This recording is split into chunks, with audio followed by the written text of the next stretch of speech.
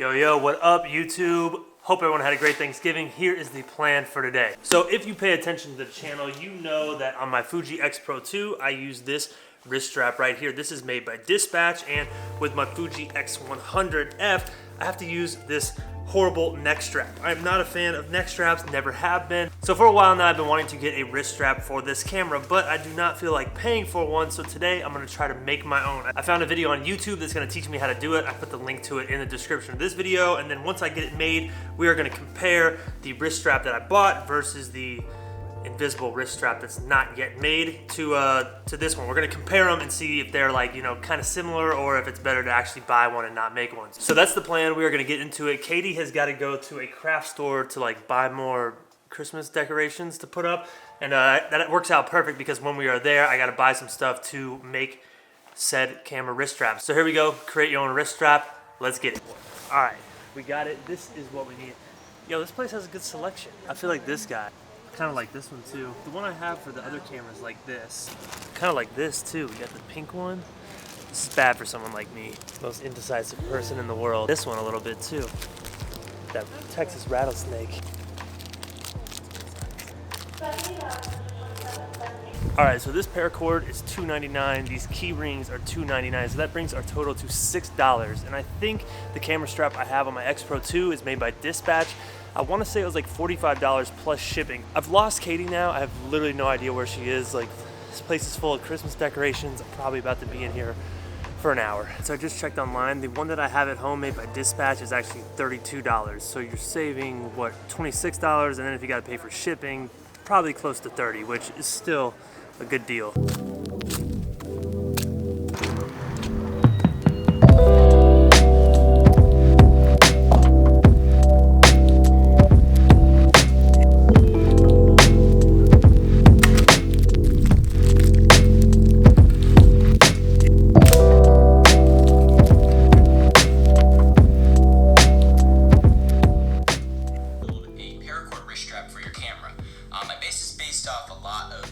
Alright, here we go. I'm gonna watch this video and I'm gonna make this.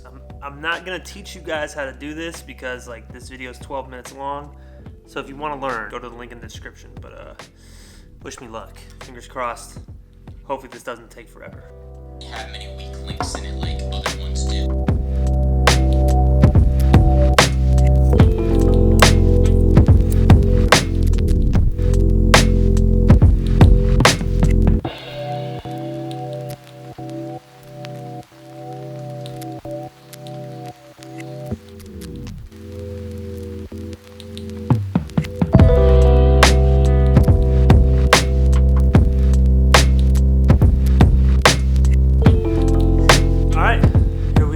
So this actually was not that hard to make. What I would recommend, the video that I have linked in the description, it's a good video to teach you how to make the strap, but it's not a good video to teach you how to stitch. So look up Cobra Stitch on Google or on YouTube so you can figure out how to stitch this. But it was actually pretty fast. It took me about 30 minutes, I would say. It took me a second to kind of figure out exactly what I was doing. But I mean, check it out. Like, there's not a huge difference between the two. So I'm gonna jump down here. I'll show you like the major differences and what I think, you know, kind of you get when you pay for the $36 strap versus the $6 make it yourself strap. And then I'll kind of give my final thoughts once I show you the major differences. All right, first things first, I gotta add this on here, give this camera that last bit of swag. Oh yeah. Orange quick release to go with the mustard strap. Very solid. All right, so remember, if you haven't been paying attention, this one is from Dispatch. Their website is on the screen. This is the make it yourself one. So one major difference that you're gonna see right off the bat is this right here. It uses this real solid gunmetal carabiner to control like the slide, whereas with ours, we're just using a basic key ring. So that is a nice detail, obviously. Another thing that Dispatch has is this quick release right here. So you got this buckle, you can just release it and take off your wrist strap and then put it back on, whereas with ours, say we want to remove it, there's no real quick release option. We got to just, take it off from the ring on the top. One other thing you'll notice that's always kind of concerned me is on the Dispatch strap. It's just connected to the camera by a string, and the string is sewn into this leather right here, which is connected to that buckle. Whereas on ours, the paracord is connected to the key ring that came with the Fuji camera. And in my opinion, I think this paracord is a lot less likely to fray over time than this string right here. This is basically like the same stuff they use on like a Nintendo Wii or something like that.